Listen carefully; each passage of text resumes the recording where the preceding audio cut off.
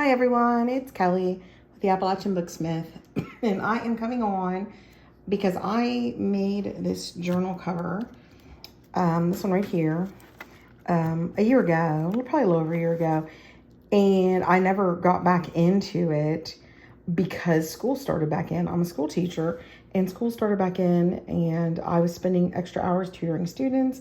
I was just incredibly busy, and now things have kind of calmed down a little bit. We're into a more normal school year, and I'm starting to have that time to work on journals again. So I am, in the next couple weeks, I will be finishing this cover. And in the meanwhile, this is part two. Part two is supposed to be putting signatures in, showing the art journals I was making. And instead, part two is going to be about the materials. My first video, I had someone recently ask me what materials I used. So I decided to go ahead and come on and show you the materials and then link some of the stuff in the description. And sometimes the video comes up and then I go to YouTube Studios, excuse me, and then I link the products or videos and things like that. So it might show up without links, and then in a half an hour later, it might have those links with them. Like I think I said in my original video, these books were inspired by Mike Deacon. He has a video, it's a how-to video on mixed media art journal cover, and I'm linking that exact video. And the other one is a Yuliana Efremova, and I think she works for Lindy Sprays, but she also has her own channel, and I'm gonna link her book that inspired me. Now, the individual wanted to know what materials. I'm sure other people do want to know what materials. I'm new to this, and sometimes I don't think of everything. And so I decided I was just going to start with the book and just work my way through this. So for starters, the first one here is made from a recycled book. And it worked out really fantastic. There is no warping. It just did a really fantastic job. After I made this cover, I then decided to make an art journal, and the art journal cover, I used bookboard instead of a recycled book. And I think I'm gonna pull this up just a little bit, maybe. It's not gonna let me. There we go. And using the bookboard, what interestingly happened is the cover warped. I mean, I don't mind, but it's not something I would sell because the cover did warp. And then I just filled it with watercolor papers, and the whole purpose of this is to do mixed media art. You can take it out to do it, and when you're done, you just put it back in, and it has these large rings, so it has room to grow. But I did learn a lesson, because you can see, I mean, it's not terrible, but it is warped. So it's one of those things, like I said, I will not sell this, but I'll use this myself to do some mixed media, and it'll be fine. But I just wanted to say, for starters, the book board, and this was heavy duty. It's a thicker book board. It did warp. Now, interestingly, the bottom did not. It stayed pretty flat. It was the top that warped, but it has more stuff on it. So that might explain why it warped. So I recommend recycling a book is what I recommend if you're wanting to do this process and make one of these journals. Now, the first material after the book is fabric. I covered the entire thing in black cotton fabric, literally quilting fabric. I make quilts, and so I have some pretty decent fabrics. And this is, I have a whole shelf just full of nothing but solid colored fabrics. So I simply took black cotton fabric. That's all that is. It's not even that thick, but it's just basic black cotton fabric. Now, the cotton fabric I glued on with art glitter glue. The reason I used fabric, by the way, is because I have painted books in the past and painted directly on the book, even after sealing them. And over time, the paint starts to crack. So I started putting fabric on the outside, and the paint doesn't crack. So if you're wanting to do a painting technique, I highly recommend covering that book in fabric first to put the fabric on, I literally am going to simply glue it on with art glitter glue. Love it. It's fantastic. And it gets into every little nook and cranny, and it shows the detail of the book. So anytime that I'm using fabric on a book, I use this art glitter glue. Now, granted, I don't normally use the art glitter glue on fabric if it's gonna be something I'm not painting, because the art glitter glue does leave spots on the fabric. I simply, honestly, just take the art glitter glue and I do the spine with a paintbrush. It's not even expensive, cheap paintbrush. I do the spine, carefully work the fabric into the spine, and then I glued the rest of the book and worked it and turned it around, did my mitered corners, and glued everything down. And this was incredibly messy. And I think I let it dry half a day, or I gave it a decent amount of time to dry. Oops, upside down. So I did give it a decent amount of time to dry. And that was the first step. So book, fabric on the book with art glitter glue. I did put Tyvek in the spine and a piece of pretty heavy duty cardstock to give it a little more support, because I wasn't sure what all I was going to put in this book. So the next thing are the stencils. So if you look here, these are stencils and they are dimensional. So what I did, I had the black fabric on it, and I simply took modeling paste. And this modeling paste is from Hobby Lobby. I would never pay $12.99 for it. Hobby Lobby has their Master's Touch stuff on sale, I think monthly. And you just got to follow the ads. And I've never ordered it online. I buy it directly at the Hobby Lobby. So I take the modeling paste and I pick a stencil. And in this case, I picked this stencil here. Just lay the stencil down. I take a card. I've got my stamps card. I use a spatula sometimes too. But I just blob it on there, take the card, roll it across, and that's how I get that texture. And then of course I let that dry. And I do not honestly remember how long. I never artificially dry things with the heat guns. I just let them dry on their own is what I do. Now the next thing I did is here, this little texture that looks like fabric, that is cheesecloth. And you can see where the adhesive kind of showed here, but I'm good with that because this is supposed to look grungy. And I used matte gel. So I put matte gel, which also, again, Master's Touch. This is Hobby Lobby, and I paid $6.50 for it because I wait for it to be 50% off. Now, I just simply glued it down, made sure every bit of it, I had it pretty saturated.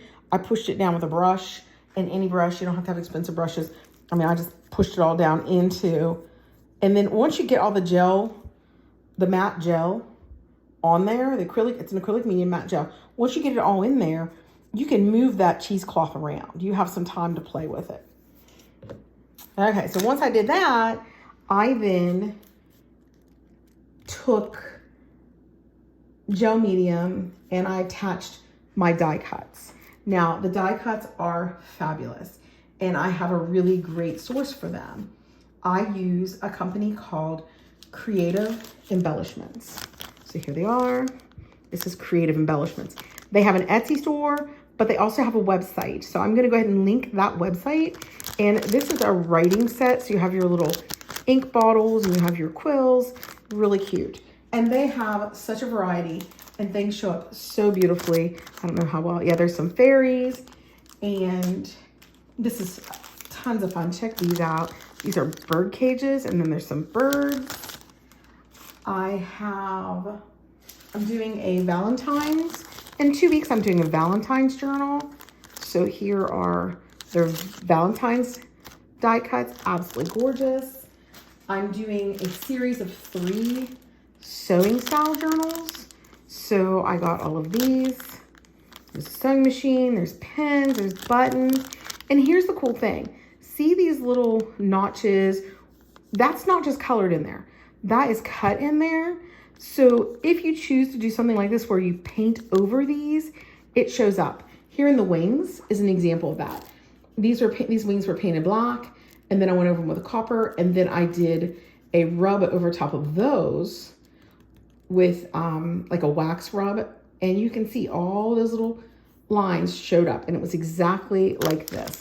And these are just beautiful. Even little dress forms, gorgeous. And the variety is unbelievable. I contacted him, told him I was doing a 12-month journal with 12 signatures, and I needed die cuts to go on the outside of all the months, and lo and behold, there we go. And I do believe they would do custom orders. They are wonderful. I've been real happy with them, easy to work with. And again, the variety is unbelievable. There is the scroll work, and these are going to be fun. I'm going to take these, simply put one in the corner on the book like this. I'm going to cover it with fabric and use my art glitter glue to push all of that fabric into those crevices. And then once that dries, I'm going to paint that book and make it look really distressed. I'm excited about that. They have, let's see, oh, the botanicals. So here are some mushrooms, and these are simple mushrooms. And that would be cute on the corner of the book. These mushrooms are a little more detailed. There are flowers, ferns, and there is a variety of ferns. This is one example. I think there's probably a dozen. Grapevines. The possibilities are endless. Just about any theme that you would want to do a book with, you could find. I think it's so sweet, so dainty and delicate. Just looks so classy across the journal. And the last one I have out right now are these, and they are so cute. They're the little whirligigs, and again, if you paint over them and then you do the wax over them, all of those lines are going to show up. Absolutely beautiful.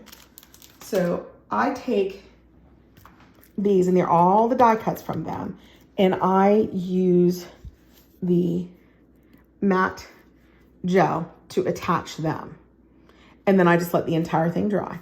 Once the entire thing is dry, and I let it go overnight, once the entire thing is dry, I simply painted over it with black acrylic gesso. And again, I paid $4 for this. Now I have some higher end brands I've never even opened, and I'm not really sure why I have them, and I can't really tell you where this came from. So I'm not really sure about that, but I know that this was successful. I know that this didn't warp the board any. It worked out really fantastic. So I really like that. So once I painted it, the whole thing black, and I just used basic paint brushes. I started with larger paint brushes, and then when I was having trouble getting into things, then I grabbed some of my smaller brushes so I could push the paint into there. So that was just, or the gesso, so just the black gesso. Once I did the black gesso, then I just took, and I don't have any of it here, it's at work, but I took this brand, Folk Art Paint. This is a silver. This is actually for glass, but you don't want to get the glass kind, you want to get just the matte. And I have it in rose gold, I have it in gold, I have it in copper. I just put it on a piece of paper, rubbed my finger in it, and just started rubbing all around. The problem I had at that point, though, was that I wasn't getting underneath of stuff. So then I got one of these little detail brushes out again and put the paint on it, made sure it wasn't too full. And then I just started going into all the crevices. So that was just that Folk Art Paint. And you can get this at Walmart. I don't even think but $1 a bottle. And you only need a couple colors. So that's where you can get that. Once I got that done, then I did some metallic rubs. And I want to say I got these at Hobby Lobby, but I might have got them on Amazon. And they are a mess, of course. Metallic rub-ons. And I'm not sure, like this is kit number 1. And this is metallic rub-ons. Virtually acid-free, so I guess it's not, I don't know. But you can see here, manufactured by Jim Alfred Supply.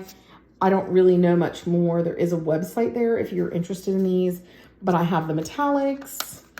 There's 2 different metallic rub-ons, and then I have the ones that are just luster. And I just basically took my finger and found places and went over it. So that's the material I used for that. Now, this book, oh, I loved it. I'm telling you, I'm trying to find my style of journal making, And I had more joy making this cover because it seems to cover more of my art and my desire to paint and do artwork. So I think I'm gonna start leaning towards more of these. I will tell you that this is video number 2. I just got a paper pad in, so hopefully I will be finishing this. I was just looking for inspiration for the inside, and I found this, and I'm really excited. So there will be a 3rd video, I promise, and that video will be me putting the signatures in here, and maybe doing some ephemera, doing the end papers. And by the way, the end papers, before anyone asks, when I put in the end papers, I absolutely use Fabri-tac. Fabri-tac is my go-to glue, and Fabri-tac is what I put the end papers in with all the time. And if I'm doing a hidden spine, and when I do that hidden spine, that piece of bookboard will be glued in with the Fabri-tac. I trust it. I have books that I made 3 years ago that are still great, not falling apart. I've used different types of double-sided tape before. I have used the, I don't even know what it is. It's like a white double-sided tape, one that's kind of red, and they've never consistently stayed. So I've never been pleased with them. So I will not ever use them again. But again, this is the paper I'm going to be using. It is so gorgeous. This is my first Stamperia pad, and I'm slightly giddy. I completely understand why people love this paper so much. So this is going to be the inspiration for the inside of this journal. And quite frankly, I think it works. I was really nervous about what kind of paper is going to live up to this book, and I definitely found it. I just love it all. Even looking at this up against the book, absolutely fantastic. So I will be coming on in the next week or so with that journal finished, and it's going to, sorry, I didn't mean to shake you around there. It's going to end up on my Etsy store. And I got this paper, the Stamperia paper, Voyages Fantastiques, from Amazon. So that's it. I hope it answered any questions about supplies and materials. And I really do look forward to presenting everyone, or at least showing off this journal when it's finished. It has definitely been a joy to make, and I absolutely cannot wait to flip through her finished. So hopefully you enjoyed this. Hopefully it was informative. Hope you have a really great rest of your day. Thank you for watching.